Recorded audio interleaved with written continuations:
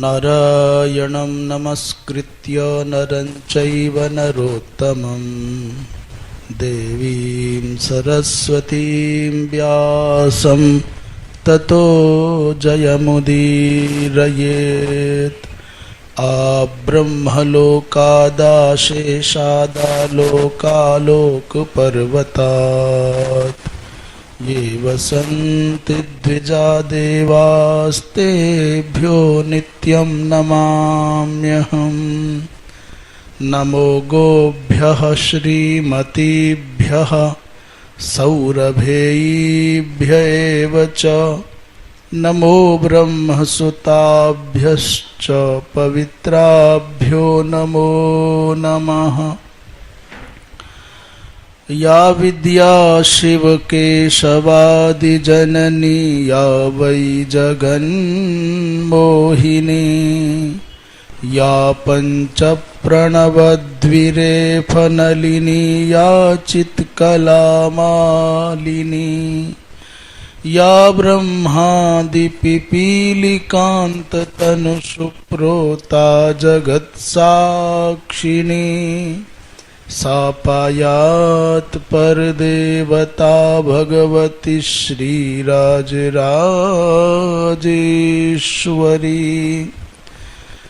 श्रीराम जय राम जय जय राम। श्रीराम जय राम जय जय राम।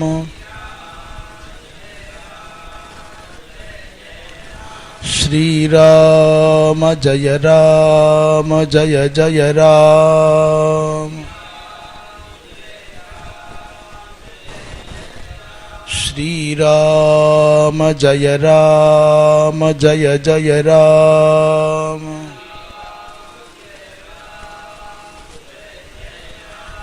धर्म की अधर्म का प्राणियों में विश्व का गोहत्या गौ माता की परम पूज्य धर्म सम्राट स्वामी श्री करपात्री जी महाराज की, पूज्यपाद वीरव्रती श्री प्रबल जी महाराज की, श्री वृंदावन धाम की, श्री यमुना मैया की, श्री राधा रानी की, श्री ब्रजमंडल समग्र ब्रजमंडल धाम की, गिरिराज धरण की, गिरिराज महाराज की, दाऊ दयाल की, हर हर महादेव। समुपस्थित सभी संत महानुभाव, श्रोता बंधुओं, विद्वज्जन एवं मातृशक्ति, श्रीमन महाभारत के माध्यम से जो स्वाध्याय सत्र इस चातुर्मास्य काल में श्रीधाम वृंदावन की धरा से आप सबको सुलभ हो रहा है, ये सब गुरुजनों की, संत महानुभावों की कृपा दृष्टि का प्रतिफल है, भगवान का विशेष अनुग्रह है। सभा पर्व को आरंभ करते हुए श्री नीलकंठ जी अर्थात महाभारत के सर्वोत्कृष्ट व्याख्याकार, टीकाकार कहते हैं, भाई आदि पर्व के समापन काल में हमने आपने देखा उस खांडव वन के दाह से, उस अग्नि से सार्ंगक नामक पक्षियों की रक्षा ज्ञान बल के द्वारा हुई। सार्ग कहा ज्ञान बलादेव बन्ही मुखाद विमुक्ता। नीलकंठ जी कह रहे हैं ज्ञान था तभी तो उन्होंने अग्नि की स्तुति की। और ये ज्ञान कैसे प्राप्त होता है? तच्च ज्ञानम भगवत भक्ति बलादेव लभ्यते। भाई ज्ञान भी कैसे प्राप्त होगा? तो कहते हैं कि भगवत भक्ति के द्वारा ही प्राप्त होगा। इति प्रतिपादनाय एव, ऐसा प्रतिपादन करने की भावना से ही इस सभा पर्व का आरंभ किया जा रहा है। वहां उस प्रकरण में भक्तौ रुचि उत्पादनाय, भक्ति में रुचि की उत्पत्ति के निमित्त भक्ति बल के द्वारा ही पांडवों ने इस दिव्य सभा को पाया, दिव्य ऐश्वर्य को पाया, ये दिखाना है। दूसरा बोले शत्रु भावेनापि भगवत ध्यानम भगवत सायुज्य प्रापकम इति ख्यापनाय। भैया शत्रु भाव से भी कोई भगवान का ध्यान करे, द्वेष भाव से भी कोई भगवान का स्मरण करे, तो उससे भी भगवत सायुज्य प्राप्त हो जाता है। ये प्रसंग स्थापित करने के लिए शिशुपाल की मुक्ति का जो प्रकरण आया है उसमें ध्यान की महिमा का विशेष रूप से प्रतिपादन किया है। एक तरफ तो शिशुपाल गाली दे रहा है सभा पर्व में, और दूसरी ओर भगवान के चक्र के द्वारा मारे जाने पर वो भगवान के स्वरूप में लीन हो रहा है। अर्थात ध्यान की महिमा का वर्णन भी यहाँ निरपराध होने पर भी पांडवों के जीवन में दुरात्मा जो अभक्त दुर्योधनादि हैं उनके चित्त में निरपराध पांडवों के प्रति सर्वदा द्वेषोत्पत्ति होती है। अच्छा, पांडवों ने कभी असत्य भाषण नहीं किया, पांडवों ने कभी किसी की स्त्री का अपमान नहीं किया, हरण नहीं किया, पांडवों ने कभी पराई संपत्ति को बलपूर्वक छलपूर्वक कभी हरण करने की चेष्टा नहीं की। अपने पौरुष से, अपने पुरुषार्थ से, अपनी भक्ति भाव से अनवरत वृद्धि करते हुए पांडवों के प्रति दुर्योधनादि कौरवों के मन में सदा ईर्ष्या रहती है। तो अभक्त दोषाः, जो अभक्त हैं उनके दोषों का भी उद्भावन किया जा रहा है इस पर्व में। जो दूत का प्रसंग हो अथवा जो भी विभिन्न प्रकार के क्लेश आए, ये भी दिखाना इसका उद्देश्य है सभा पर्व का। द्यूत प्रसंग में द्रौपदी की रक्षा भगवान के द्वारा हुई, तो भक्त के प्रति पक्षपात की भावना भगवान में है। द्रौपदी की रक्षा के इस प्रकरण से महाराज ये भगवान का भक्त का पक्षपातित्व दिखाना भी उद्देश्य है। अगली बात कहते हैं, सक्षम होने पर भी, समर्थ होने पर भी पांडव अपराधी दुर्योधनादि को अक्रोध के द्वारा, क्षमा के द्वारा हमेशा उन दुरात्माओं के प्रहारों को सहन करते रहते हैं पांडव। तो इससे ये सिद्ध करना है कि ये भक्त का गुण है।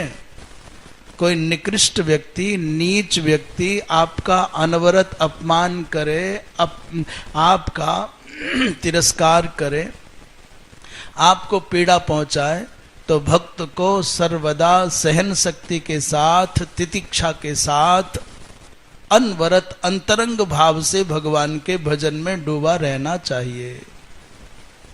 भक्त भगवान के भजन में विघ्न ना आने दे। इसका सीधा सा तात्पर्य है कि आपका जो अंतर मन है वो विक्षुब्ध ना हो।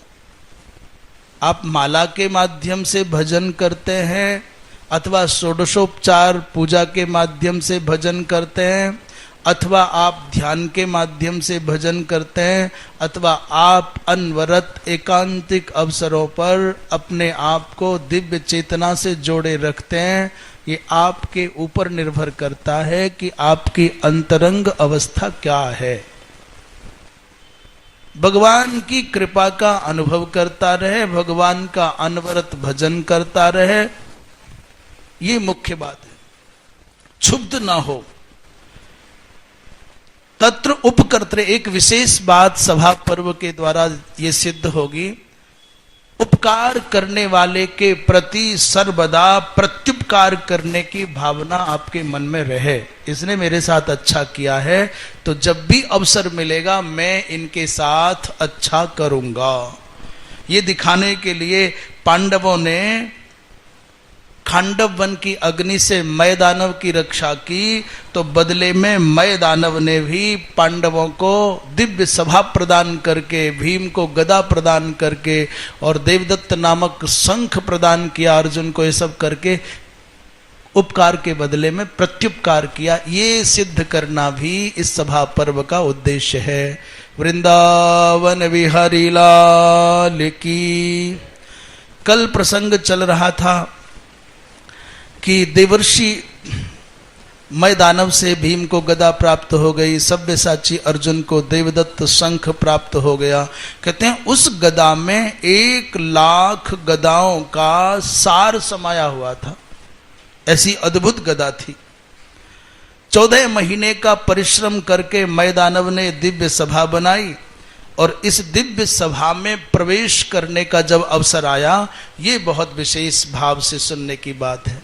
हम अपना घर बनाते हैं, गृह प्रवेश करते हैं, मठ मंदिर बनाते हैं, उसका उद्घाटन करते हैं, अपना कोई व्यापारिक प्रतिष्ठान बनाते हैं, उसका भी हम श्री गणेश करते हैं। उस समय क्या करना चाहिए? बोले धर्मराज ने घृत मधु मिश्रित पवित्र खीर बनाई और दिव्य पदार्थों से 10,000 ऋषियों को, ब्राह्मणों को पहले प्रसादी पवाई। गौ पूजन हो, ब्राह्मणों का सम्मान हो, सबको दान और मान से प्रसन्न किया जो जिस योग्य थे। उस समय धर्मराज युधिष्ठिर के यहाँ एक भी व्यक्ति ऐसा नहीं जो खाली चला गया हो। भाई आप दे रहे हैं तो फिर क्या सत्पात्र और क्या अपात्र, क्या कुपात्र। इसलिए सबको यथायोग्य सम्मान प्रदान किया, दान मान से संतुष्ट किया। एक एक ब्राह्मण को 1,000 गौ प्रदान की, नटों को, नर्तकों को, पहलवानों को, याचकों को, सब प्रकार के लोगों को संतुष्ट किया। कुल पुरोहित धौम्य जी महाराज ने वास्तु पूजा कराई। माताओं को, भ्राताओं को, सबको साथ में लेकर के जब प्रवेश करने लगे तो उस सभा में दिव्याति दिव्य संत भी सम्मिलित हैं। असित, देवल, वेदव्यास जी, सुखदेव जी महाराज, महर्षि मैत्रेय और वैशंपायन जी कहते हैं मैं भी वहां था। सुमंतो, जैमिनी, पैल, याज्ञवल्क्य, अणिमांडव्य, पाराशर्य, मार्कंडेय, पर्वत, भृगु, गौतम, नचिकेता, सांडिल्य, अनेकों अनेकों महात्मा उस सभा की शोभा बढ़ा रहे अपनी पवित्रता के द्वारा। एक से एक दिव्य सम्राट, उस सम्राटों में शल्य, कुंती भोज, भीष्मक, शिशुपाल, उग्रसेन, द्रुपद आदि बड़े बड़े राजा भी उस सभा में उस समय जो प्रवेश हो रहा था उस महोत्सव का भाग बने। भगवत कृपा से उसी समय देवर्षि नारद पधार गए और देवर्षि नारद की बड़ी महिमा का वर्णन महाभारत के इस प्रकरण में है। देवर्षि नारद कैसे हैं? तो कहते हैं पंचावयव युक्तस्य वाक्यस्य गुण दोषवित। देवर्षि नारद को पंचावयव अर्थात ये न्याय की भाषा का एक प्रकरण है। जब कारिकावली आदि पढ़ते हैं, मुक्तावली आदि पढ़ते हैं अथवा तर्क संग्रह में भी ये सब उपस्थापित होता है।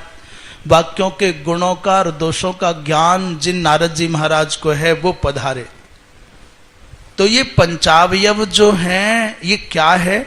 बोले 5 अवयव वाला जो विवेचन है वो है प्रतिज्ञा, हेतु, उदाहरण और उपनय और निगमन। पहला है प्रतिज्ञा, दूसरा है हेतु, तीसरा है उदाहरण, चौथा है उपनय और 5वां है निगमन। ये जो सारा प्रकरण है श्री नीलकंठ जी महाराज ने अपनी टीका में प्रस्तुत किया है। कहते हैं प्रतिज्ञा क्या है? बोले पर्वतो बन्हिमान, ये पर्वत अग्नि वाला है, इसका नाम है प्रतिज्ञा। पर्वतो बन्हिमान इति प्रतिज्ञा। किसी ने देखा कि आग खोजनी है, आग कहाँ मिलेगी, देखो देखो कहाँ हो सकती है। अचानक किसी पहाड़ी पर उठता हुआ धुआं देखा तो देखने वाले ने कहा भाई वहां धुआं उठ रहा है, वहां आग है। ये हो गया प्रतिज्ञा वाक्य। जहां जत्र जत्र धूमः तत्र तत्राग्नि रीति व्याप्ति नियमो, ये ऐसी प्रतिज्ञा वाक्य है।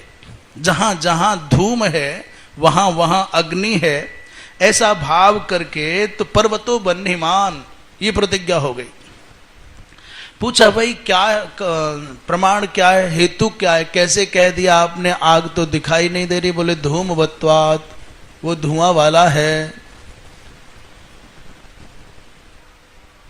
फिर कहते हैं अच्छा कोई प्रमाण है, कोई दृष्टांत है, कोई उदाहरण है? बोले हाँ, जत्र जत्र धूमः तत्र तत्र बन्ही, यो यो धूमवान और स बन्हीमान। जहां जहां धुआं देखा गया है वहां वहां अग्नि अवश्य मिली है।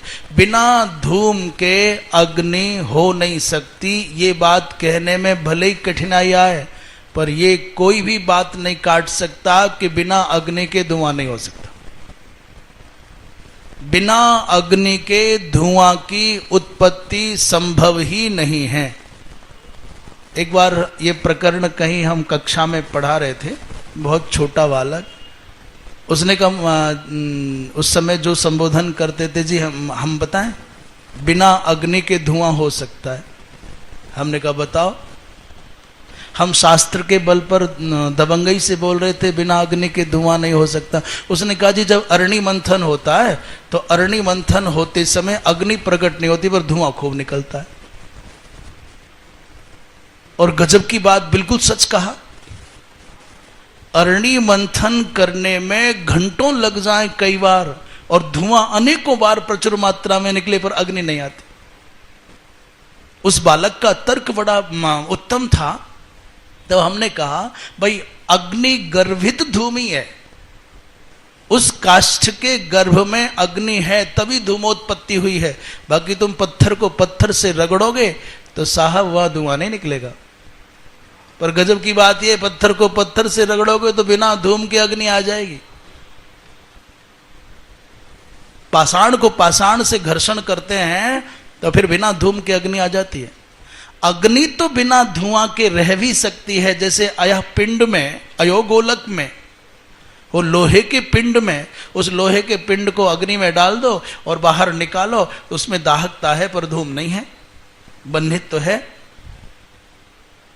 तो जैसे काष्ठ का मंथन करने पर, अरणि मंथन करने पर धूमोत्पत्ति हो जाती पर अग्नि की उपलब्धि सहसा नहीं होती, तो उसने कहा नहीं जी बिना अग्नि के धुआं। हमने कहा भाई काष्ठ में वो अदृष्ट रूप से, अनुत्कट रूप से, अनुपलब्ध रूप से अग्नि है, अप्रकट है, और अग्नि है इसलिए धूम उठ रहा है। तो कि यो जो धूमवान, जो धुआं वाला है वो अग्नि वाला भी है। जैसे उदाहरण दिया, यथा महानसम, अग्निशाला में अर्थात यज्ञशाला कहो, भोजनालय कहो, रसोई घर में धुआं होता है, वहां अग्नि पाई जाती है। यह पर्वत भी वैसा ही है, धूमवान है, ये उपनय हो गया। तथा च अयम पर्वतोपि, ये पर्वत भी धूम वाला है, इसलिए निश्चित हो जाता है कि इस पर अग्नि है। तस्मात् तथा, इसलिए यह पर्वत अग्नि वाला है, निगमन हो गया। जैसे रसोई में धुएं से आग देखी जाती है वैसा ही। कहते हैं गुण क्या है भाई वाक्यों का? कहते हैं अनुकूल तर्क को गुण कहा जाता है। टीकाकार नीलकंठ जी कह रहे हैं यदि पर्वतो बन्हीमान न स्यात् तदा धूमवान अपि न स्यात्, यदि पर्वत पर आग न होती तो धुआं भी न निकलता। यह अनुकूल तर्क ही वाक्य का गुण है। दोष क्या है? बोले दोष है यथा हृदो बन्हीमान इत्यादौ इव आश्रया सिद्धि प्रवृत्ति, आश्रय की असिद्धि। तो इस प्रकार श्री नारद जी महाराज की महिमा का वर्णन करते हुए महाभारतकार कहते हैं देवर्षि नारद षडंग वेद विद हैं।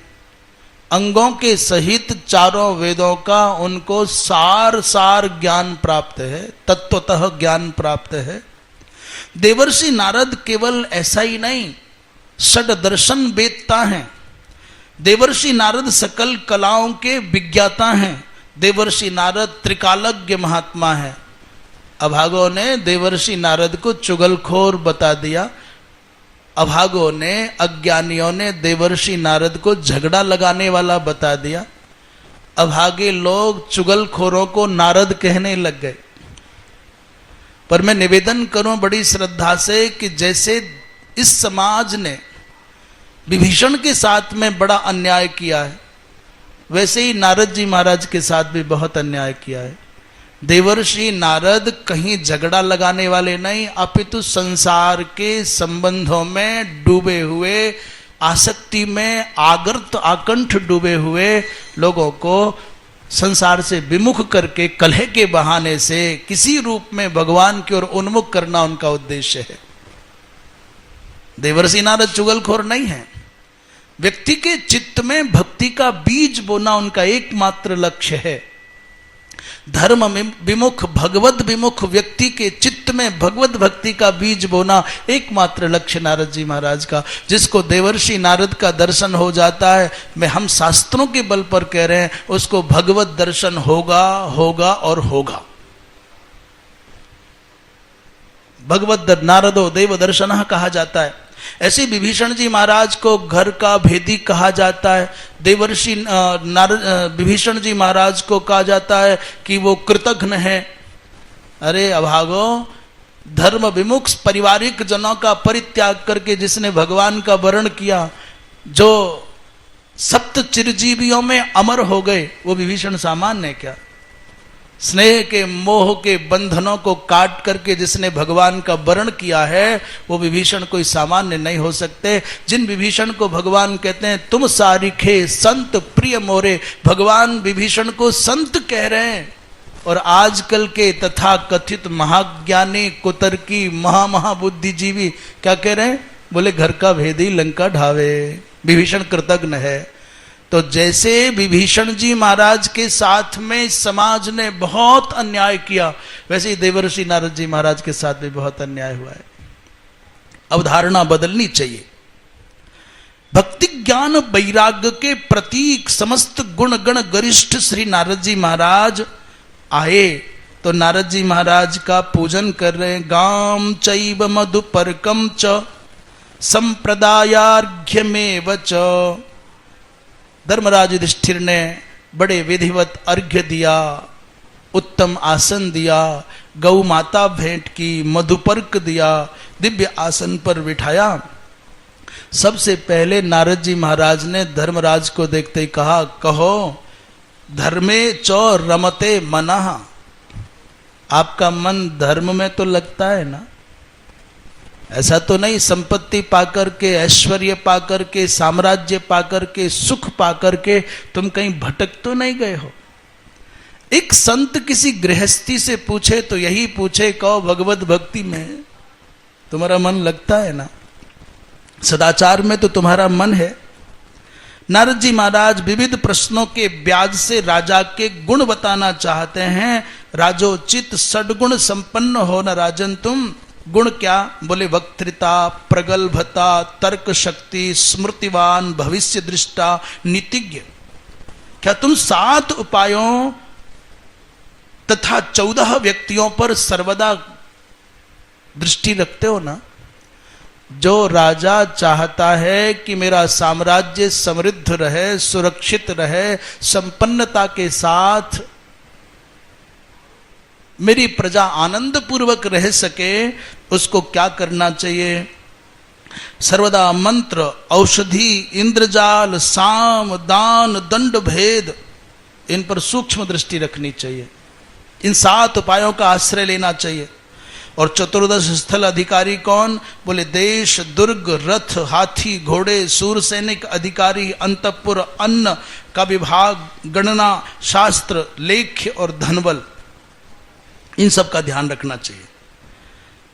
स्वामी, मंत्री, मित्र, कोश, राष्ट्र, दुर्ग, सेना, पुरवासी, दुर्गाध्यक्ष, बलाध्यक्ष, धर्माध्यक्ष, सेनापति, पुरोहित, वैद्य, ज्योतिषी, इन पर भी सर्वदा चौकन्नी दृष्टि राजा को रखनी चाहिए।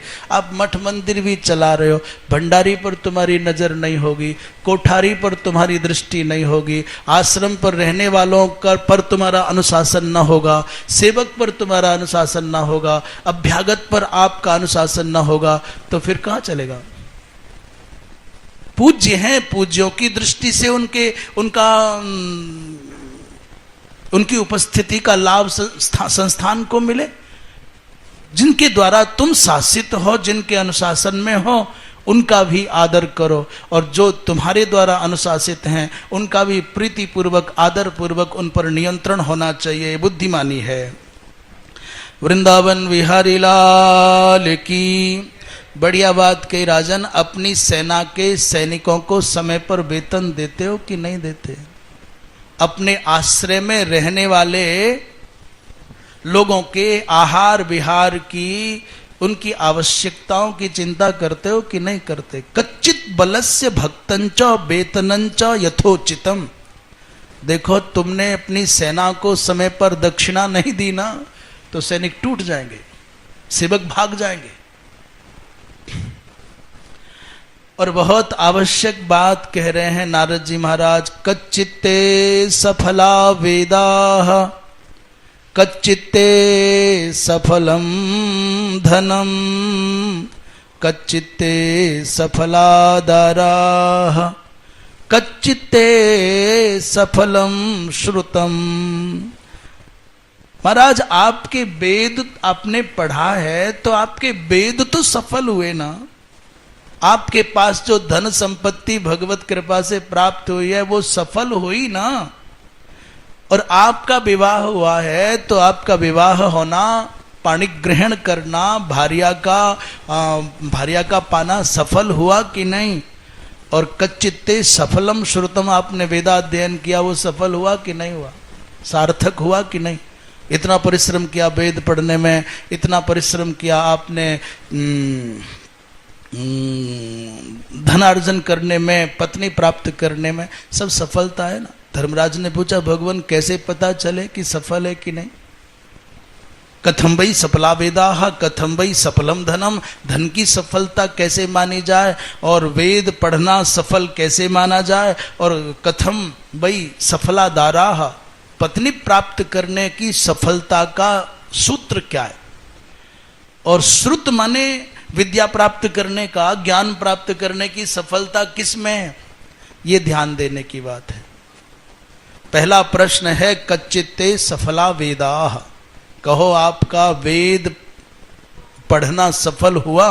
उत्तर दे रहे अग्निहोत्र फलाः वेदाः। आपने वेद पढ़े हैं तो क्या आपके घर अग्निहोत्र होता है? आप अग्निहोत्र करते हैं? क्योंकि वेद पढ़ा तो अग्निहोत्र करना ही चाहिए, और यदि अग्निहोत्र नहीं करते तो फिर वेद पढ़ना आपका सार्थक नहीं हुआ। दूसरा, दत्त भुक्त फलम धनम। यदि आपके पास में धन है तो उस धन का पहला सदुपयोग है दान कर दो, और दूसरा सदुपयोग है अपने जीवन में अपनी आवश्यकताओं को उत्तम प्रकार से निभाओ। दत्त भुक्त फलम धनम, दान दिया गया, दे दिया गया। मुझे पता है मैंने गाय के लिए दिया, यज्ञ के लिए दिया, किसी तपस्वी ब्राह्मण को दिया, माने मेरा धन सार्थक हो गया।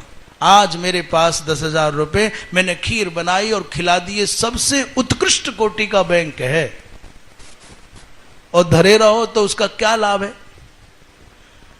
धन की 3 गतियां शास्त्रों ने, संतों ने, अनुभवी महापुरुषों ने बताई है। क्या क्या? बोले पहली है दान, और दूसरी है बोले भोग, और तीसरी क्या है? दानम भोगश्च। क्या क्या है?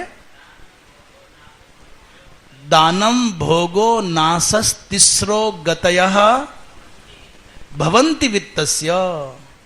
पहला है दान। जो न देता है न उपभोग करता है, तस्य तृतीया गतिर भवति। हमारे सागर भंडारी जी श्लोक को पूर्ण कर रहे हैं। उसमें रामचरितमानसकार तुलसी बाबा ने कहा, पूछा उनसे, महाराज कौन सा धन धन्य है? पहला तो जो दान कर दिया, दूसरा उपभोग कर लिया, खर्चा ले लिया, बढ़िया वाहन लिया, बढ़िया वस्त्र पहना, बढ़िया भोजन किया, अपने जो जो आवश्यकता लगी। और तीसरी बताई गति नश्यति, माने नष्ट हो जाता है। तो तुलसी बाबा ने उत्तर दिया, सोई धन धन्य प्रथम गति जाकी, धन वही धन्य है जिसकी गति पहली है। पहली गति माने दान। और मैं आपको अपना अनुभव बताऊं, जो सीमित संसाधनों में थोड़ा सा अनुभव मुझको हुआ, मैंने ये निश्चय कर लिया दृढ़ता से, बहुत वर्ष पहले ये आ गया है तो जाएगा। मैंने मेरे मन में जो सोचा बहुत वर्ष पहले, मुझे लगता है लगभग नर्मदा जी के पहले क्रम में 2004 में ये भाव दृढ़ हो गया। जो हाथ में आ गया, जो पास आ गया, ये रुकना नहीं है, इसको जाना है। और जाना ही है, टिकेगा नहीं तो अच्छे काम में लगा दीजिए, नहीं तो गलत काम में लगेगा। गौ का प्रसंग आ जाए, संत विप्र के भोजन का प्रसंग आ जाए, चाहे यज्ञ का प्रसंग आ जाए, चाहे किसी आवश्यकता से पीड़ित व्यक्ति को कोई आवश्यकता लग जाए, दे दो। संत ब्राह्मण विद्वान आ जाए, दक्षिणा दे दो, वस्त्र दे दो, पुस्तक दे, जो तुम कर सकते हो कर डालो। यदि नहीं दिया ना तो गलत जगह जाएगा, चोर चुराएगा, चूहा काट ले जाएगा और व्यसन में व्यर्थ के काम में जाएगा। और कुछ भी नहीं होगा तो कहते हैं मूजी का कृपण का संचय करने वाले का धन अपात्रों के हाथ जाता है। उनके हाथ जाता है जिनको न उस धन की महत्ता का पता है, उनके हाथ जाता है न जिनके जीवन में आचार विचार है, उनके हाथ जाता है जो तुम्हारे मोह की चादर ओढ़े हुए आपको अपनी वास्तविकता का पता नहीं लगने देते हैं। इसलिए खर्च ही करना है तो उदारता पूर्वक, प्रसन्नता पूर्वक आप धर्म के क्षेत्र में करो, अपने शरीर पर करो ना। वृंदावन विहारी लाल की। दत्त भुक्त फलम धनम रतिपुत्र फलादारा। पत्नी की प्राप्ति का तात्पर्य पहला जो विवाह का लाभ है, आपके साथ आपकी धर्म पत्नी का व्यावहारिक अनुकूल्य, अनुकूलता है कि नहीं। अब ये हर पल झगड़ा, हर पल चेचेमे में आपका तो जीवन नरक हो गया। तो रति पुत्र फला अर्थात द्वितीय उसका लाभ है संतति की प्राप्ति होना। संतति प्राप्त हुई कि नहीं, तब तो आपका विवाह करना सार्थक हो गया। और शील वृत्त फलम श्रुतम, आपको ज्ञान प्राप्त हुआ तो आपके जीवन में शील आया कि नहीं, आपके जीवन में सच्चरित्रता आई कि नहीं, आपके जीवन में विनम्रता आई कि नहीं। कुछ लोग ज्ञान प्राप्त करने के बाद अभिमानी हो जाते हैं, कोई है मेरे जैसा, आए मेरे सामने करे हमसे बात। परंतु आपके जीवन में ज्ञान का फल है कि शील आ जाए। अद्रोह सर्वभूतेषु कर्मणा मनसा गिरा। महाराज आपके जीवन में अद्रोह हो, मनसा वाचा कर्मणा, जीव मात्र के प्रति द्रोह बुद्धि ना हो। अद्रोह सर्वभूतेषु कर्मणा मनसा गिरा। और दान करने की वृत्ति हो, दूसरों की सहायता करने की वृत्ति हो, तो समझ लेना आपके जीवन में शील है। और द्रोह बुद्धि से मन भरा हुआ है, दूसरों को पीड़ित करने के लिए आप बोलते हैं, वैसा ही कुछ करना चाहते हैं, तो फिर शीलवान नहीं हैं। इन विषयों का प्रतिपादन करके नारद जी महाराज धर्मराज को जीवन जीने की उत्तम कला का उपदेश कर रहे हैं। महाभारत आप सुन रहे हैं तो ये सुनिए मात्र मत नहीं, अपने आप केवल ऐसा नहीं कि केवल सुनना है, सुन करके स्वयं से संवाद करो। क्या मेरे जीवन में ये बात घटित होती है? क्या मेरे जीवन में ये नियम घटित हो सकता है? क्या मैं भी ऐसा कर सकता हूँ? यदि नहीं किया तो करने की बात सोचने लग जाऊं। कर रहा हूँ तो निरभिमान होकर के करूं। और जब निरभिमान होकर के सदाचार का पालन करते हैं तो भगवान की प्रीति प्राप्त होती है। वृंदावन विहारी लाल की। युधिष्ठिर जी महाराज ने देवर्षि नारद जी से एक प्रश्न पूछा, भगवान आप तो त्रैलोक्य का भ्रमण करते हैं, क्या आपने कहीं ऐसी सभा देखी है 1000 हाथ लंबी 1000 हाथ चौड़ी? आपने कहीं ऐसी सभा देखी है क्या? 1000 हाथ का मतलब जान रहे हैं? लगभग जहाँ तक हम समझ रहे हैं प्रायः 1000 हाथ का मतलब कितना हो गया हैं? 1000 हाथ माने 500 गज नहीं, हाथ का परिमाप ये होता है। तो लगभग 1.5 फीट से अधिक हो गया 1000 हाथ। 1000 में 1500 फीट बाई 1500 फीट हो गई अनुमान। तो देवर्षि नारद कहते हैं हाँ मैंने इंद्र की सभा को देखा है जो 150 बाई 100 योजन लंबी और चौड़ी है। योजन कितनी?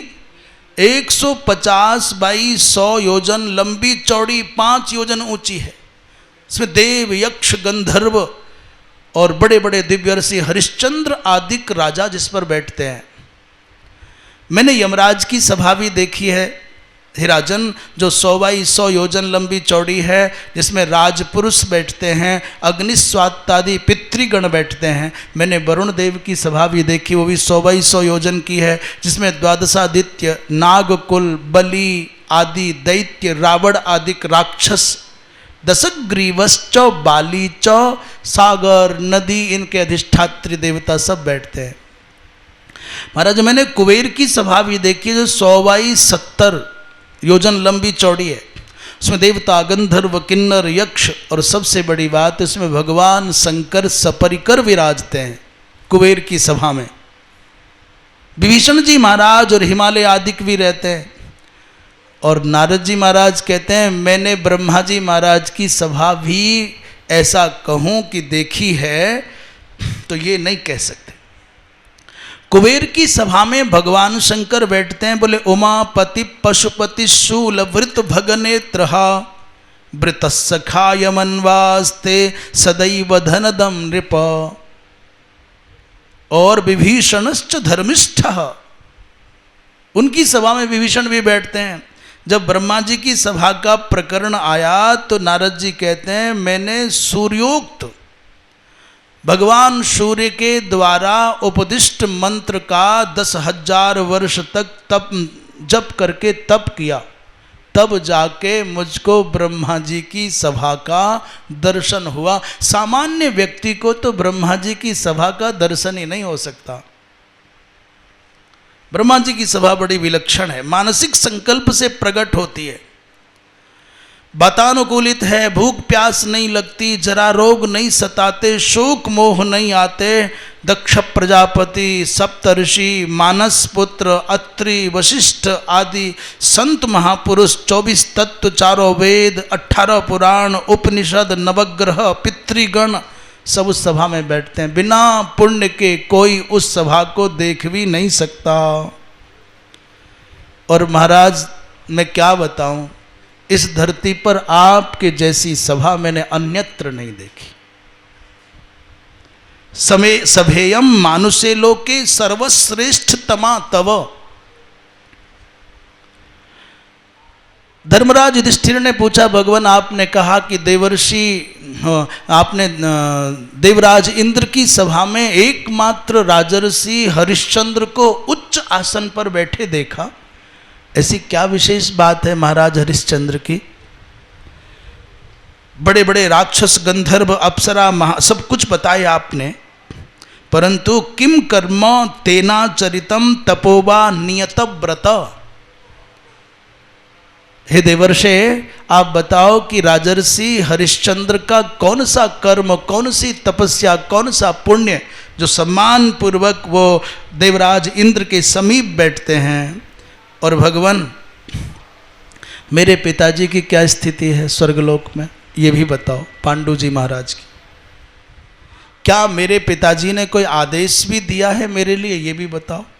श्री नारद जी महाराज कहते राजन इक्ष्वाकु वंश में त्रिशंकु की पत्नी से सत्यवती के गर्भ से हरिश्चंद्र का जन्म हुआ और हरिश्चंद्र ने सप्तद्वीपवती पृथ्वी के समग्र राजाओं को जीता और जीत करके राजसूय यज्ञ किया था।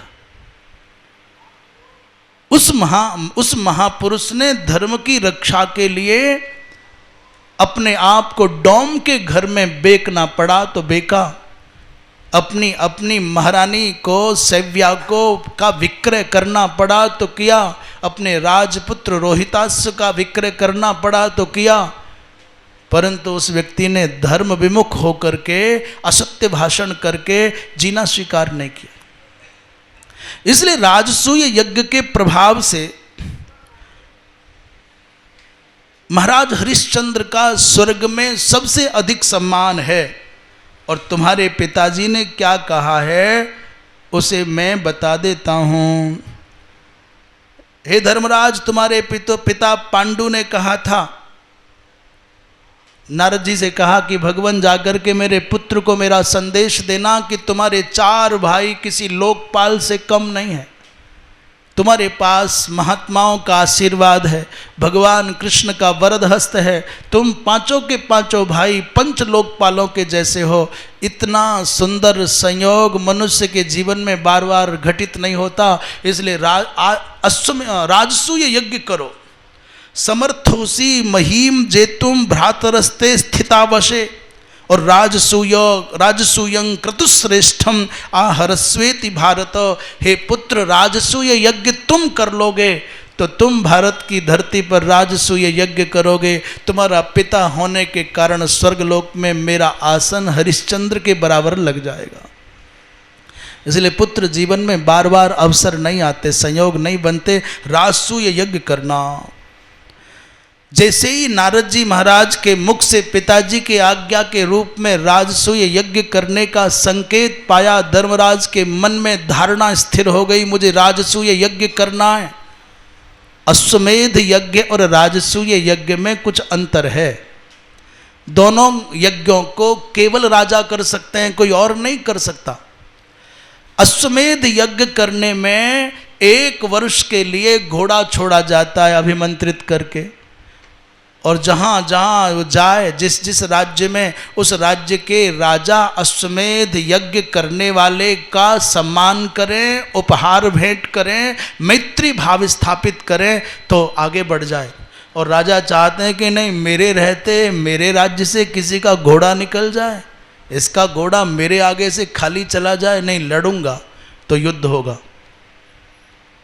जो व्यक्ति, जो राजा 1 वर्ष तक अनवरत अश्व के पीछे पीछे अपनी सेना भेजे और अश्व जहां तक जा सकता है वहां से 1 वर्ष में लौट करके आ जाए विजेता होकर के, अश्वमेध यज्ञ किया जा सकता है। परंतु राजसूय यज्ञ अश्वमेध यज्ञ से 1000 गुना अधिक कठिन है। राजसूय तो वही कर सकता है जो पूरी धरती के मूर्धाभिषिक्त राजाओं को पराजित करे अथवा उनका अनुमोदन सहयोग प्राप्त करे। चारों दिशाओं में जाना होगा, समग्र भूमंडल के सब राजाओं को अनुकूल करना होगा, चाहे लड़ करके करें चाहे मैत्री से करें, तभी राजसूय यज्ञ हो सकता है। वृंदावन विहारी लाल की हर हर हर हर।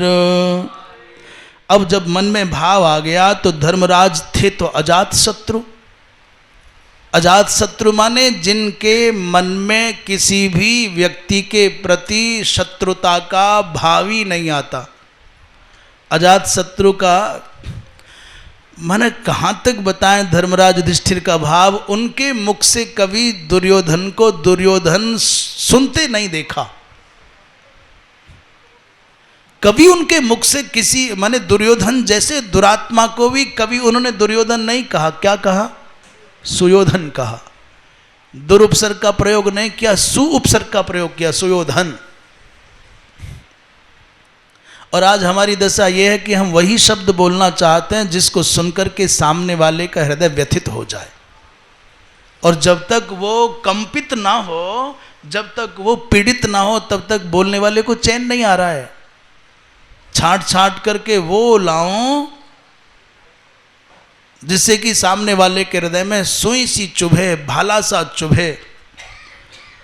राम राज्य के समान धर्म राज्य की बड़ी विचित्र, बड़ी विलक्षण, बड़ी अनुकूल अवस्था है, प्रजा अनुकूल।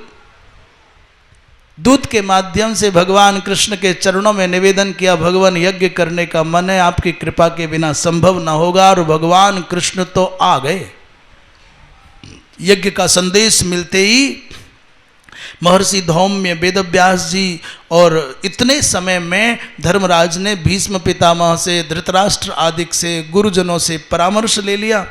भगवान कृष्ण ने कहा, युधिष्ठिर, हमको ऐसा लगता है सबसे बड़ी कठिनाई इस संसार में राजसूय यज्ञ करने में कोई है तो केवल जरासंध है। और जरासंध ने अपने जीवन में 86% राजाओं को, 86% धरती के भूभाग के राजाओं को अपने मुट्ठी में कैद किया हुआ है। 20,800 राजा जरासंध के कारागार में हैं। कितने? भागवत जी में लिखा है 20,800 राजा पराजित कर लिए। और भगवान शंकर की प्रसन्नता के लिए एक यज्ञ करना चाहता है, सबकी बलि देना चाहता है वो।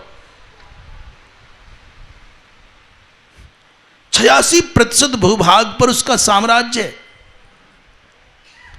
और केवल 14% राजा जो बचे, उनमें भी भैया क्या बताएं, वो चाहे जरासंध का दामाद कंस हो, दंतवक्त्र हो, हंस डिंब हो, भगदत्त, पौंड्रक, भीष्मक, ये सब राजा जरासंध के चेले चंटारी हैं।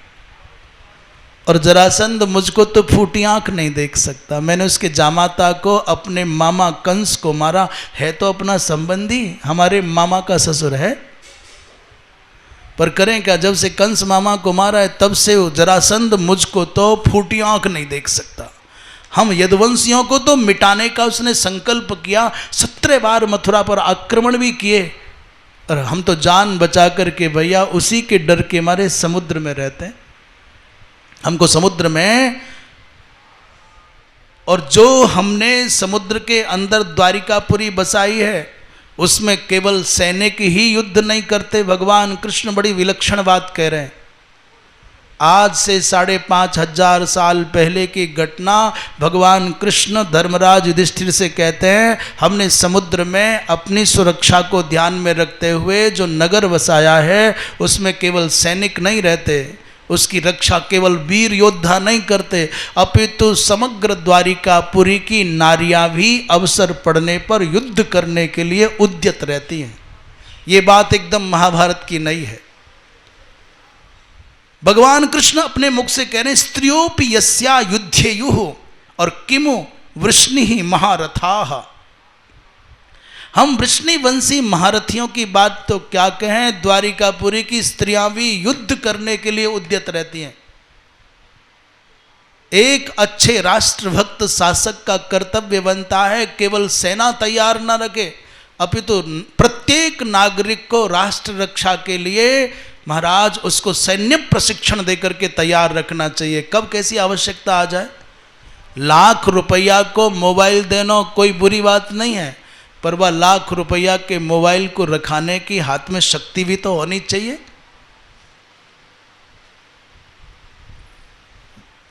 दस लाख रुपया को लेके जाने को मन है, पर शरीर कीर्तन करे, क्या करोगे भैया? वहाँ को धक्का मार करके मोबाइल छीन ले जाए, गले में ते चैन ले जाए, बेचैन है जाओ, रो, परेशान हो। आपको सोने की चैन पहनने का शौक है तो उस चैन को रखाने के लिए तुम्हारे शरीर में सामर्थ्य भी होनी चाहिए। संपत्ति जुटाओ। विशेषकर मैं हिंदुओं से कहूँ, अपने भाइयों से, बंधुओं से, बहनों से, बेटियों से कहूँ, आज के युवाओं से कहूँ, युवतियों से कहूँ, आपको संपत्ति, आपको धन, आपको अपना वैभव पाना बहुत अच्छा लगता है, चांदी की थाली में खाना अच्छा लगता है, आपको गले में सोने की चैन पहनना अच्छा लगता है, खूब अच्छे से आधुनिक संसाधनों का उपभोग करना अच्छा लगता है, खूब अच्छे से करो, परंतु परिश्रम से उपार्जित धन के द्वारा अर्जित करो सुविधाएं। ये फ्री के धन से नहीं, बेईमानी के धन से नहीं, छल के धन से नहीं, कपट के द्वारा अर्जित धन के द्वारा नहीं। और अपने शरीर में उपभोग के साधनों को रखाने की सामर्थ्य भी अर्जित करो। शक्ति के बिना न शांति है, शक्ति के बिना न क्रांति है, और शक्ति के बिना न आपके जीवन में उत्क्रांति है। शक्ति के बिना न शांति, शक्ति के बिना न क्रांति, शक्ति के बिना न भक्ति। भक्ति करने को भी शक्ति चाहिए। आपका मन दुर्बल हुआ, आपको उठा के पटक देगा, कहाँ भक्ति होगी। इसलिए शक्ति अर्जित करो, संयम अर्जित करो। साधन का मिलना बड़ी बात नहीं, साधन का विवेक पूर्वक उपभोग करना आना बड़ी बात है। मोबाइल का मिलना कौन बड़ी बात है। 10,000 रुपया खर्च करो, बड़े बूढ़े हो, 85 साल के हो, ले आओ, सवेरे से लेके शाम तक, रात में भी मौका लगे देख लो। पर तुम मोबाइल नहीं देख रहे, मोबाइल तुमको देख रहा है। तुम्हारी आंखें मोबाइल नहीं देख रहे, तो तुम्हारी आंखों को मोबाइल देख रहा है, खा रहा है, निगल रहा है। वृंदावन विहारी लाल की। जरासंध का निदान खोजना होगा। यतस्व तेषाम मोक्षाय जरासंध बधाय च। अब तो धर्मराज से भगवान ने कहा कि जरासंध के वध के लिए विचार करना है। और क्या करना है, उन राजाओं को 20,800 राजाओं की मुक्ति के लिए प्रयत्न करना होगा। धर्मराज ने कहा भगवान हम क्या जाने। प्रभु हे लाला केशव गोविंद, मैं तो आपके भरोसे राजसूय की कल्पना करता हूं, और आप भी जरासंध से डर गए तो फिर मेरे जैसे लोगों का क्या होगा। इसलिए नाथ केवल तुम्हारे भरोसे। तब उस समय भीम ने बड़े उत्साह पूर्वक कहा भैया भगवान कृष्ण ये गोविंद नीतिज्ञ हैं और मैं बलवान हूं। अर्जुन जहां रहता है वहां अर्जुन की उपस्थिति मात्र का फल है कि विजय होगी होगी। कृष्ण में नीति और भीम कहते हैं मुझ में बल, और सौभाग्य से पुण्यशील अर्जुन का ये लाभ है कि जहां वो रहेगा विजय होगी। उसका नाम जिष्णु है। इसलिए कृष्णे नयो मई बलम और जय पार्थे धनंजय मागधम साधयिष्याम स्टिम त्रय इवाग्नय। जैसे 3 अग्नियों के द्वारा ये इष्टि संपन्न हो जाती है, वैसे ही हम तीनों मिलकर के त्रिइष्टि का संपादन करने के निमित्त 3 अग्नियों के समान हैं।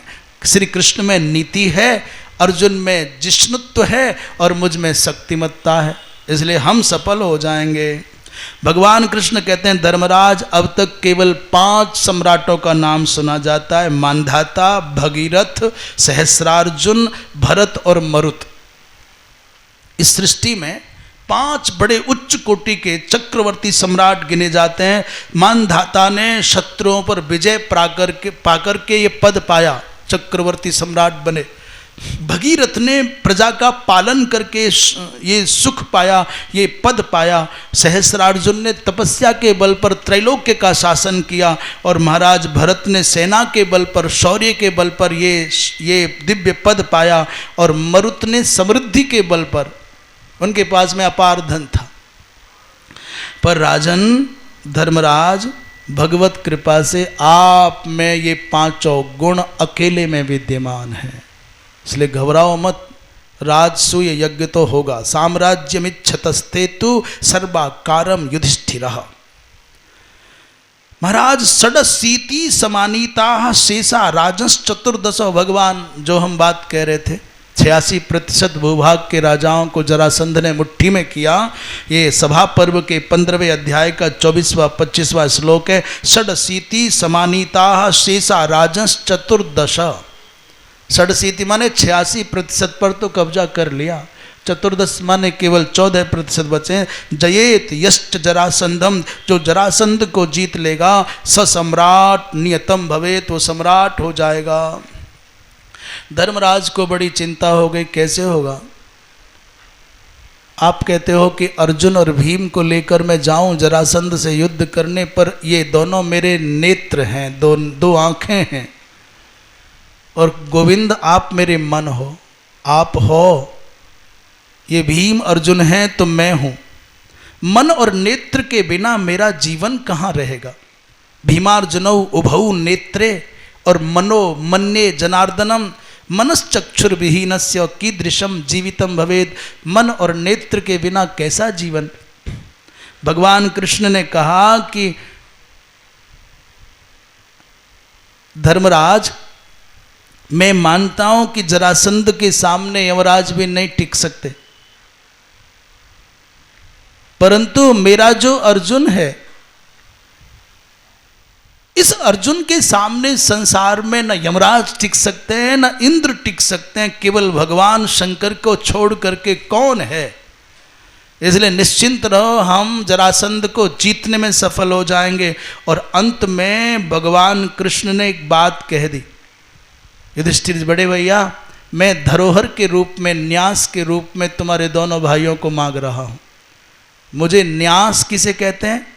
न्यास माने है, न्यास का तात्पर्य है धरोहर।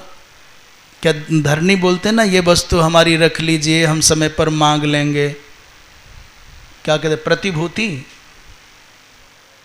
दुखम न्यासस्य रक्षणम, न्यास कहते हैं। ओ कहते हैं ना, ये रख लीजिए हमारा, हमको बाद में लौटा दीजिएगा, धरोहर के रूप में। महाराज ये जो जरासंध है ना, बड़ा बलवान है।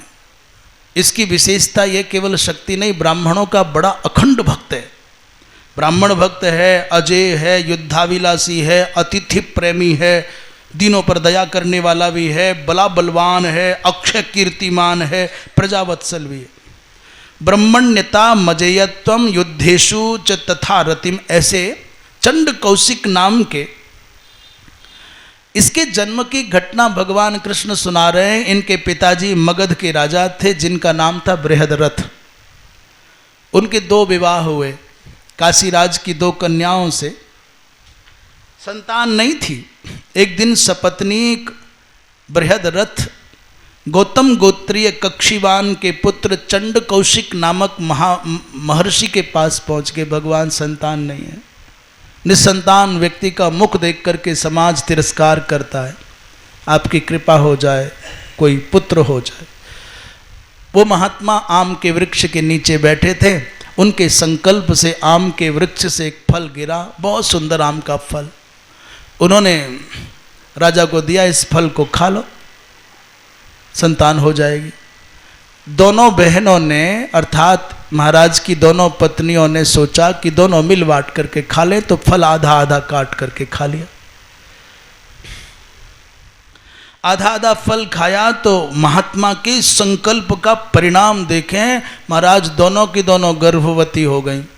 परंतु आश्चर्य ये, दोनों के गर्भ से बालक का आधा, वाम और दक्षिण भाग दोनों के गर्भ से आधा आधा बालक उत्पन्न हुआ। एक नाक, आधी आंख, आधी नाक, आधा मुख, ये पूरा पूरा शरीर आधा आधा।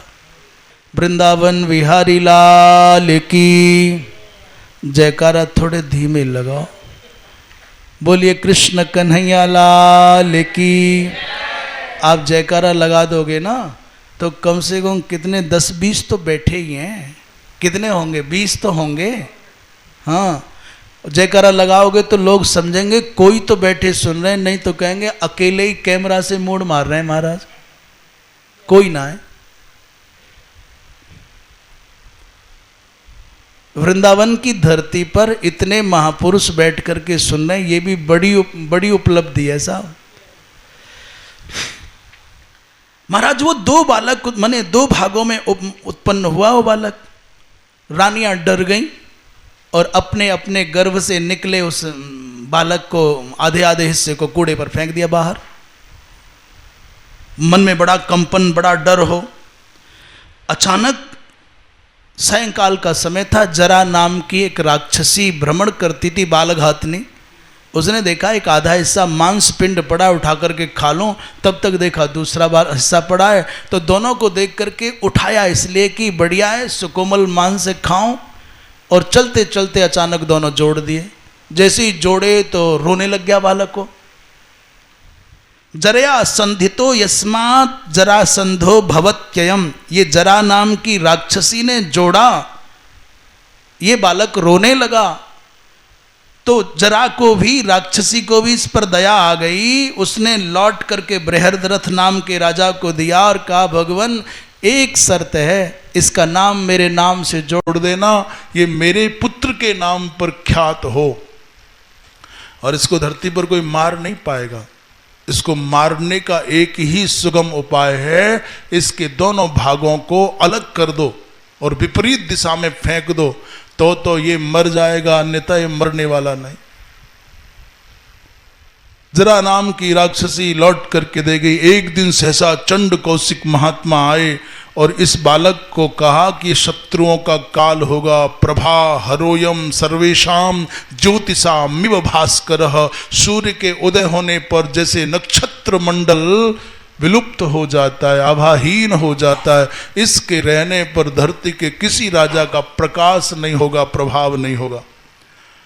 ये भगवान शंकर का अखंड भक्त होगा। महादेवम रुद्रम त्रिपुरांतकरम हरम।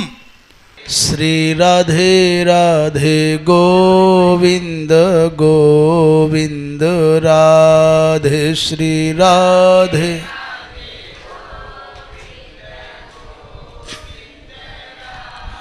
श्री राधे राधे गोविंद गोविंद राधे।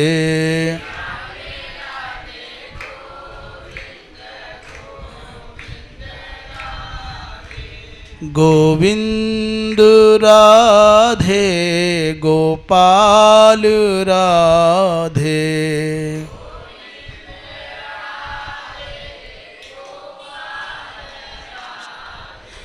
गोविंद राधे गोपाल राधे।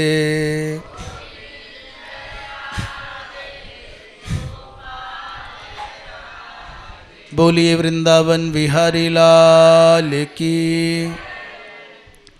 भगवान कृष्ण का जरासंध के साथ में वैर क्यों हुआ, ये प्रश्न बीच में कर दिया वैशंपायन जी महाराज से, महाराज जन्मेजय ने। उसका कारण बता रहे हैं कि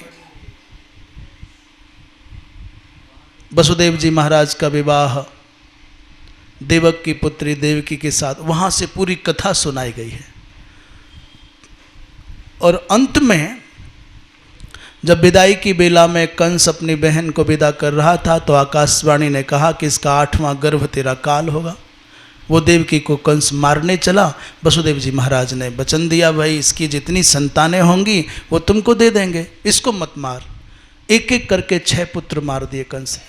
7वें का क्रम आया तो शेष जी, अनंत जी, बलराम जी बन करके आए और माता देवकी के गर्भ से रोहिणी माता के गर्भ में योग माया ने उनको स्थानांतरित कर दिया। अष्टम पुत्र के रूप में भगवान को आना है और योग माया माता यशोदा के अंक से आई। दोनों का स्थान परिवर्तन हुआ और भगवान कृष्ण को तो वसुदेव जी महाराज मथुरा ते लेके और बस नंद बाबा के यहाँ पहुँचाए। वहाँ ते लालिए लाए। कंस व लालिए देवकी मैया की गोद ते खींच के पाँव पकड़ के पटकनो चाहो। तब तक भगवती अष्टभुजी बन करके, विंध्यवासिनी बन करके अंतरिक्ष में प्रकट है गई और बोली, रे दुष्ट पापी कंस तू मोय कहा मारेगो, तो मारवे वारो तो ब्रजमंडल में कहूँ प्रकट है गयो। महाराज 11 वर्ष की प्रतीक्षा करके भगवान ने बड़ी कठिनाई से वो समय पास किया ब्रज में। एक के बाद एक संकट, एक के बाद एक संघर्ष, रोज एक नई विपत्ति, कभी पूतना, कभी अघासुर, कभी बकासुर, कभी कोई। अंत में भगवान ने पूर्ण आनंद का अनुभव करते हुए ब्रजमंडल के भक्तजनों को कृतार्थ करते हुए और पापी कंस के द्वारा संप्रेषित समग्र बाधाओं को, विघ्नों को नष्ट करते हुए एक दिन कंस को मार दिया। अब जैसे कंस को मारा तो जरासंध बदला लेने की बात, बस यही दुश्मनी थी। अब वैशंपायन जी महाराज कहते, राजन अब आ जाओ कथा में। भगवान ने जरासंध से कहा, हम 3 हैं और तुमसे अन्न की आकांक्षा करके नहीं आए, युद्ध की भिक्षा मांगने आए। देव युद्ध की भिक्षा मांगने आए हैं। जरासंध ने देखा कि इन तीनों में कृष्ण तो पीठ दिखा करके भाग गया, इसलिए से लड़ना ठीक नहीं। अर्जुन बच्चा जैसा लगता है। भीम को देखा, तुल्य बल माने बराबर की शक्ति वाला है, इसलिए भीम को चुन लिया। एक भारतवर्ष की युद्ध परंपरा का प्रारंभ कैसे होता है, इसका एक सूत्र है। हाथ मिलाया और परस्पर एक दूसरे का अभिवादन भी किया। दोनों 2 पर्वत के शिखर जैसे लगते हैं, 2 मतवाले हाथी जैसे लगते हैं। करक ग्रहण पूर्वम तु और कृत्वा पादाभिवंदनम। ये गजब की बात है। आज भी जब पहलवान एक दूसरे पहलवान से कुश्ती लड़ने जाता है तो हाथ मिलाता है, एक बात। दूसरी, यहाँ तो लिखा है कृत्वा पादाभिवंदनम, एक दूसरे को मानो प्रणाम किया है। ये नहीं करते हो भले ही, परंतु अखाड़े में प्रवेश करते समय अखाड़े की मिट्टी को प्रणाम करते हैं, आज भी नहीं करते। पहलवान जब प्रवेश करता है तो मानो एक प्रकार से सम्मुख उपस्थित प्रतिद्वंदी को अभिवादन कर रहा है, भूमि को प्रणाम करके मानो। बड़ा भयंकर युद्ध हुआ। कार्तिक मास की प्रतिपदा से युद्ध आरंभ हुआ है और भैया 27 दिन तक अखंड कार्तिकस्य तो मासस्य प्रवृत्तम प्रथमे हनि। कार्तिक मास के प्रथम दिन में युद्ध प्रारंभ हुआ और अनाहारम दिवारात्रम अविश्रांतम अवर्तत। महाभारत के अनुसार अखंड चला, अनवरत चला। और भागवत जी में लिखा है कि रात्रौ सुहृदवन निशितिष्ठतः, रात्रि में दोनों मित्र के समान विश्राम भी करते हैं, बतियाते भी हैं, व्यवस्थाएं भी सब हैं। महाराज 27वें दिन कुछ जरासंध शिथिल पड़ा, कुछ भीम को चिंता हुई। भीम ने कहा लाला कैसे करूं अब? भगवान ने कहा युक्ति हम बतावेंगे, उठा करके मौका पाते ही पटक देना।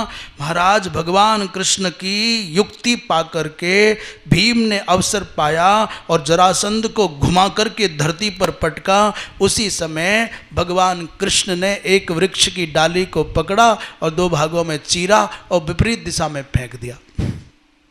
भ्रामयित्वा शतगुणम 100 बार घुमाया है भीम ने जरासंध को और धरती पर पटका। जानुभ्याम भरतर्षभ, महाराज दोनों घुटनों पर डाल लिया और बभंज पृष्ठम, उसकी पीठ को तोड़ दिया।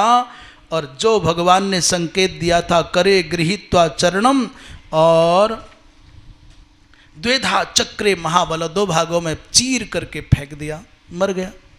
पूछा साहब विपरीत दिशा में फेंकने को भगवान क्यों कह रहे हैं? बोले पहले भी एक बार चीर चुका भीम उसको, परंतु पास में डाल दिया तो फिर चिपक गया, जैसे चुंबक और लोहा चिपक जाते हैं, फिर जीवित हो गया। भगवान ने कहा विपरीत दिशा में फेंको। जरासंध के मरने पर उसकी चीत्कार से, उसके क्रंदन से दिशाएं कांप उठी। सहदेव शरणागत हो गए, भगवान की शरण में आए। भगवान मेरे पिता चाहे जैसे हों पर थे तो मेरे पिता, आप उनका अंतिम संस्कार करने की अनुमति दें।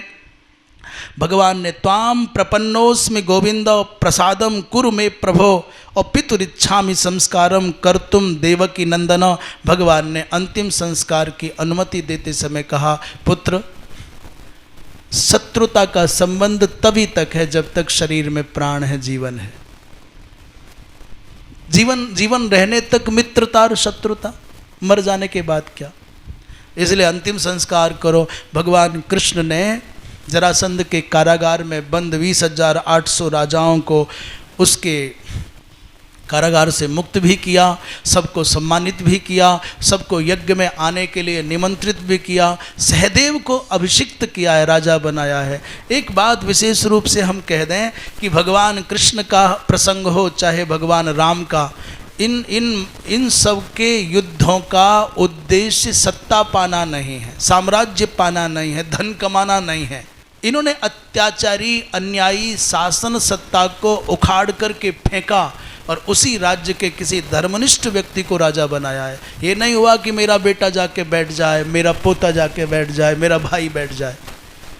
धर्मशील व्यक्ति युद्ध भी करे, धर्मशील व्यक्ति संघर्ष भी करे, सत्ता परिवर्तन के लिए क्रांति भी करे, उसका उद्देश्य सत्ता पाना नहीं होता। धर्मशील व्यक्ति मात्र धर्म प्रतिष्ठा के निमित्त अधार्मिक व्यक्ति को उखाड़ करके धर्मनिष्ठ व्यक्ति के हाथों में सत्ता सौंपते हैं, और यही होना चाहिए। ये नहीं कि अपना भाई, अपना बंधु, अपने लोग बिठा दिए जाएं। वृंदावन विहारी लाल की।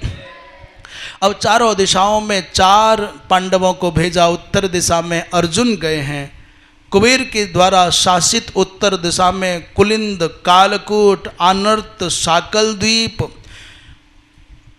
आदि क्षेत्रों को, देशों को अपने अनुकूल करते हुए भगदत्त के राज्य में पहुंच गए और भगदत्त के साथ में अर्जुन का 8 दिन तक युद्ध चला। 8वें दिन भगदत्त ने कहा भगवान मैं तुम्हारे साथ लड़ नहीं सकता, उनको अनुकूल बनाया है। फिर पौरव, कश्मीर, त्रिगर्त, चोल, बाल्हीक आदि देशों में गए, वहाँ के सब राजाओं को अपने अनुकूल करके इंद्रप्रस्थ आ गए हैं, बड़ी प्रचुर मात्रा में संपत्ति लेकर के आए। भीमसेन पूर्व दिशा में गए हैं तो यहाँ से चले इंद्रप्रस्थ से तो अहिक्षत्रा माने बरेली की तरफ, फिर विदेहराज, फिर दशार्ण राज, फिर शिशुपाल के यहाँ 13 दिन तक शिशुपाल के यहाँ भीम रहे हैं। झगड़ा नहीं हुआ, प्रेम पूर्वक रहे, बड़ा स्वागत सम्मान किया शिशुपाल ने। फिर कौशल देश में गए, फिर काशीराज के यहाँ, फिर गिरिब्रज में गए। कर्ण को युद्ध में भीम ने जीता है अंग देश में जाकर के। राधे कर्ण को भीम ने युद्ध में जीता है। तीसरी बार कर्ण की पराजय महाभारत में। पहली बार द्रौपदी के सामने पराजित हुए और दूसरी बार द्रौपदी के स्वयंवर में अर्जुन के सामने पराजित हुए और आज भीम के सामने पराजित हुए। सकर्णे युधि निर्जित्य बसे कृत्वा च भारत। कर्ण को पराजित किया भीम ने और राजसूय यज्ञ के लिए कर लेकर के आए, दक्षिणा लेकर के आए। पौंड्रक, अंग, बंग, कलिंग आदि देशों को जीत करके भीम लौट आए। दक्षिण दिशा में सहदेव जी महाराज गए हैं। तो सूरसेन, विराट, सूरसेन माने आगरा, मथुरा, ये सूरसेन है। बटेश्वर के पास में सौरी नाम का एक गांव है, कहते हैं सूरसेन का मूल केंद्र वो था। आगरा, बटेश्वर, बाह, मथुरा ये सब सूरसेन ही पर है। विराट माने लगभग अलवर के आसपास, जयपुर और अलवर के आसपास विराट की राजधानी पड़ती थी। वहाँ दंतवक्त्र, कुंती भोज, चंबल, नर्मदा के किनारे, उज्जैन, किष्किंधा, माहिष्मती। माहिष्मती में एक नील नाम के राजा थे जिनके जामाता अग्निदेव थे। कोई आक्रमण नील पर करता तो अग्निदेव प्रतिपक्षी की सेना को जला डालते। जैसे ही सहदेव ने नील पर आक्रमण किया तो उनके जामाता अग्निदेव आ गए। सहदेव ने कहा भगवान हमारा कोई लड़ाई झगड़े का उद्देश्य नहीं है, हम तो आपकी प्रसन्नता के लिए ही ये काम कर रहे हैं। अग्नि ने पूछा वो कैसे? बोले राजसूय यज्ञ होगा, उस यज्ञ में अग्निदेव आप ही की पूजा होगी, आप ही की तृप्ति होगी, स्वाहा होगा। अग्निदेव बड़े प्रसन्न हो गए और यहाँ सहदेव जी महाराज ने त्वदर्थोयम समारंभः कृष्ण वर्तमन नमोस्तुते ऐसा कह करके प्रणाम किया और बड़ा दिव्य कई श्लोकों में सहदेव जी महाराज ने 9 श्लोकों में अग्निदेव की स्तुति की है। अग्निदेव को प्रसन्न करके उनका वरदान पाकर के आगे बढ़े तो समुद्र के किनारे पहुंच गए। अब मनुष्य की गति जहाँ तक है वहाँ तक गए, उसके आगे लंका में कैसे जाएं? उसी समय भीम के पुत्र घटोत्कच का स्मरण किया है। घटोत्कच आया और सहदेव जी ने कहा जाओ लंका में दक्षिणा लेकर के आओ। विभीषण जी महाराज ने भगवान कृष्ण के द्वारा संपोषित संरक्षित पांडव को यज्ञ कर रहे हैं, ये सुनकर के भीम के पुत्र घटोत्कच का सम्मान भी किया, भगवान को अभिवादन भी भेजा और भगवान उस यज्ञ के निमित्त बड़ी अद्भुत संपत्ति, ऐसे रत्न दिए जो दुनिया में किसी ने देखे नहीं थे। घटोत्कच अहम घटोत्कचो नाम भीमसेन सुतो बली और मम माता महाभागा हिडिंबा नाम राक्षसी। घटोत्कच का सम्मान हुआ, दक्षिणा लेकर के आए और सहदेव लौट आए। नकुल गए पश्चिम दिशा में, मारवाड़, दशार्ण, सिवी, त्रिगर्त, मालव, पुष्कर, पंचनद, द्वारिकापुरी इत्यादि क्षेत्रों से दक्षिणा लेकर के लौट आए। चारों दिशाओं के भूमंडलगत राजाओं को अपने अनुकूल करके अब यज्ञ की दीक्षा ली है धर्मराज युधिष्ठिर ने। वृंदावन विहारी लाल की। वैशंपायन जी महाराज कहते हैं विश्व विजयी होकर भी पांडव बड़े विनम्र, बड़े सदाचारी, बड़े शीलवान, बड़े सात्विक, बड़े संयमी। भगवान कृष्ण बड़ी प्रचुर मात्रा में द्वारिकापुरी से धन लेकर के इंद्रप्रस्थ आए हैं और खजाने में रखने की जगह नहीं बची, इतना धन आया। भगवान कृष्ण की आज्ञा से धर्मराज ने शुभ मुहूर्त में यज्ञ आरंभ किया। तो कोई भी आयोजन करना हो सबके अलग अलग दायित्व सौंप देने चाहिए।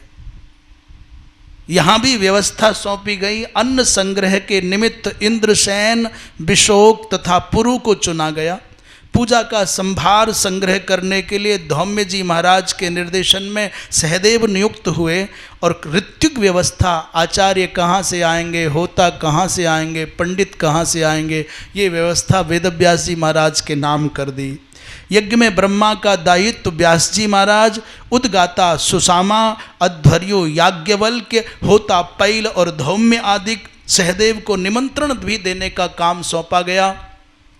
अतिथि सेवा में कौन रहेगा, कौन इस सब की व्यवस्था करेगा, जलपान के लिए, स्नान के लिए, भोजन के लिए, विश्राम के लिए महाराज बड़ी दिव्य व्यवस्थाएं, एक एक अतिथि की सेवा में कई कई सेवक नियुक्त किए गए। तुमको केवल यहीं रहना है, इन्हीं की सेवा करनी है।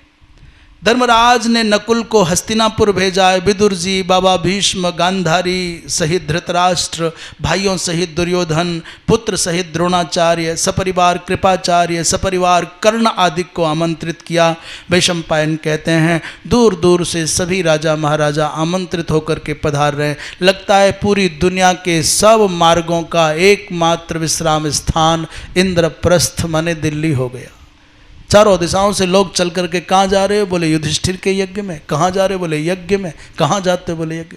नट नर्तक गायक विद्वान याचक सब प्रकार के लोग, जब यज्ञ या आयोजन होता है ना, धर्मात्माओं का तो खैर भला होता ही है, भद्रजनों का सम्मान होता है, कलाकारों का सम्मान होता है, विद्वानों का सम्मान होता है, भोजन करने वालों का भी बड़ा सुख हो जाता है। और सबसे बढ़िया बताऊं, चप्पल चोरों की तो चांदी हो जाती है गुरु। यज्ञ भगवान किसी को निराश नहीं लौटते, अपनी अपनी रुचि के छांट छांट करके बढ़िया बढ़िया सब पहले ही आंखों से पहचान लेते हैं, प्रवेश करते ही मेरे काम का सामान आ गया। ये भरत जी महाराज की परंपराओं का पालन करने वाले धरती पर जिंदाबाद। जो चालाक लोग होते हैं अपनी चप्पलें बहुत चतुराई से, जूता बड़ी चतुराई से उतारते हैं, एक जूता वहाँ और एक जूता वहाँ, ढूंढ ले कहाँ ढूंढेगो। पर ले जावे वाले इतने चालाक हों कि दल्ले कितने छुपा के धरोगे, हम ढूंढ लेंगे। वृंदावन विहारी लाल की। धृतराष्ट्र के सम्मुख, भीष्म बाबा के सम्मुख, विदुर के सम्मुख, सबके पास जाकर के आंखों में आंसू लिए हैं धर्मराज युधिष्ठिर। और बाबा भीष्म, द्रोण, कृपाचार्य, विदुर, इन सब से कहते हैं ये सब आपके आशीर्वाद का फल है, आप ही संभालो, आप ही जानो। अस्मिन यज्ञे भवंतो मां मनुगृह्णन्तु सर्वसः। मेरी क्या सामर्थ्य, रंच मात्र भी अहंकार मन में नहीं है, सब आपकी कृपा से, आपके आशीर्वाद से, आप ही संभालो, आपका ही यज्ञ है। इतनी विनम्रता, भक्ष्य भोज्य सामग्री की व्यवस्था दुशासन के हाथ में रही, ब्राह्मणों का स्वागत सत्कार अश्वत्थामा के हाथ में रहा, राजाओं की सेवा की व्यवस्था संजय के हाथ में है, विधि निषेध का निरीक्षण भीष्म द्रोण के हाथ में है, स्वर्ण रत्न निरीक्षण दान दक्षिणा कृपाचार्य के हाथ में है, समस्त धन का खर्चा विदुर के हाथ में है, भेंट स्वीकारने का काम दुर्योधन के हाथ में है। जो आएगा भेंट उपहार दुर्योधन लेगा। भैया ऐसी जगह बिठाया। ब्राह्मणों ऋषियों के पाद प्रक्षालन का काम, ऋषियों के ब्राह्मणों के चरण धोने का काम बोले किसने लिया? भगवान कृष्ण बोले ये काम मेरा है। दुनिया की दृष्टि में जो सबसे छोटा काम था वो भगवान कृष्ण स्वीकार करते हैं। भगवान विष्णु पाद के पैरों के अधिष्ठात्री देवता हैं और महाराज जो चरणों को धोना जानता है वो संसार में जीना जानता है, वो कुछ होना जानता है। और जो किसी के चरणों में वंदन नहीं कर सकता, जिसे चरणों में वंदना करना नहीं आता, समझ लीजिए उसको इस संसार में कुछ पाना भी नहीं आता, उसको सजी हुई थाली में दिव्य व्यंजनों को खाना भी नहीं आता। अहंकारी व्यक्ति, भ्रम में पड़ा हुआ व्यक्ति, मिथ्या कल की चिंताओं में डूबा व्यक्ति आज की थाली में सजी हुई रोटी सब्जी को दुत्कार देता है, उससे वंचित रह जाता है। आज अच्छी मिल रही है, भगवान कल भी अच्छी देगो। पर कुछ लोग होते हैं ज़्यादा दिमागदार। वृंदावन विहारी लाल की। यहाँ कर्ण का कोई प्रसंग नहीं है। पर हम बचपन से सुनते आते हैं कि दान देने का, लुटाने का काम कर्ण और दुर्योधन के हाथ में था। नहीं, लेने का काम दुर्योधन और देने का काम कर्ण के हाथ में था। हम सुनते आते हैं, यहाँ महाभारत में मिला नहीं हमको, अन्यत्र कहीं होगा। पूछा, भगवान से कहा किसी ने, ये क्या कर रहे हो? दो मुख्य शत्रु, दोनों के हाथ में अपनी कुंजी दे रहे हो, ये क्या है? भगवान ने कहा तुम नहीं समझते, इस दुर्योधन की हाथ की रेखा ऐसी है कि जितना इसके हाथ में धन आएगा वो 10 गुना हो जाएगा। और कर्ण का ऐसा उदार हृदय है, जितना ये लुटाएगा उतना बढ़ता जाएगा, इसलिए चिंता की आवश्यकता नहीं है। ये जितना लुटाएंगे उतना तुम्हारा खजाना भर जाएगा। कुआं में से जितना पानी खींचोगे उतना कुआं ताज़ा, मीठा, शीतल और अच्छा होता जाएगा। और कुआं में से पानी खींचना बंद कर दो तो पानी सड़ जाएगा। वृंदावन विहारी लाल की। सबसे बड़ी बात यह आई कि भाई सबसे पहले इस यज्ञ में पूजा किसकी हो? तो विचार विमर्श होते होते अंत में भीष्म बाबा ने घोषणा कर दी कि जिस सभा में भगवान कृष्ण विद्यमान हो उनके रहते किसी अन्य की पूजा का औचित्य क्या है। इसलिए मेरी समझ से तो भगवान कृष्ण की पूजा होनी चाहिए। अर्घ्य योग्य 6 लोग माने जाते हैं, आचार्य, ऋत्विक और संयोज माने संबंधी, और युधिष्ठिर से कह रहे हैं, तीसरे चौथे स्नातक, 5वां प्रिय, और 6ठा कौन रह गया? आचार्यम ऋत्विजम चैव संयुजं च युधिष्ठिर स्नातकं च प्रियम प्राहुः षडर्घ्यार्हान नृपम तथा। अच्छा, एक चक्रवर्ती सम्राट माने मूर्धाभिषिक्त राजा। तो 6 लोग, अर्थात पहला आचार्य, दूसरा ऋत्विक, तीसरा संयुज माने संबंधी, ससुर आदि, और चौथा स्नातक, 5वां प्रिय माने मित्र आदिक, और 6ठा मूर्धाभिषिक्त राजा। इन 6 का प्रथम पूजन अर्घ्यादिक होना चाहिए। उस समय भीष्म बाबा ने कहा कि भगवान कृष्ण में की उपस्थिति रहते किसी अन्य की पूजा नहीं हो सकती, इसलिए मेरी समझ से कृष्ण की पूजा होनी चाहिए। ऐसा सुनते ही भैया शिशुपाल तो भड़क गया। उसने कहा ये न ऋत्विक, न आचार्य, न प्रिय, न बंधु, न राजा, ये कचू नहीं है, ये तो स्त्रीघ्न माने स्त्रियों को मारने वाला है, पूतना मारी। ये तो गोघ्न माने गोहत्यारा है, ये चोर है, जीवन भर चोरी की, हजारों गालियां दी। रात भर वो गाली देने की तैयारी करे शिशुपाल, और हम लोग विराम करें। शेष प्रसंग भगवत कृपा से कल।